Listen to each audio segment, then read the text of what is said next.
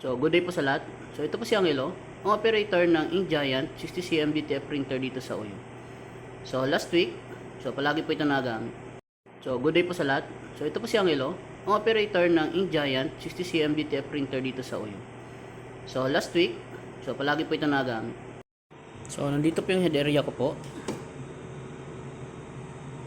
So, panatili natin malinis yung area na to.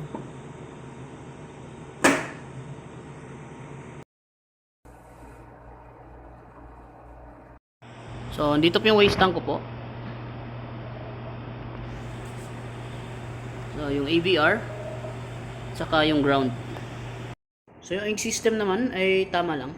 So, after natin ma-on yung printer, so magki-cleaning po tayo. Yung gamit ko na mode sa cleaning ay weak. So, after natin mag-cleaning, so magna-nozzle test po tayo. So, nandito po yung nozzle test niya. So, titingnan po natin kung buo po yung mga lines. Kung nakita na po natin na buo, pwede na po tayo mag-start sa printing.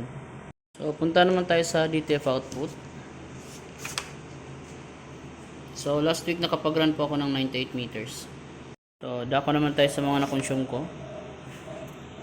So, last week, nakapag-consume po ako ng isang bote ng white ink. Isang 60cm DTF film.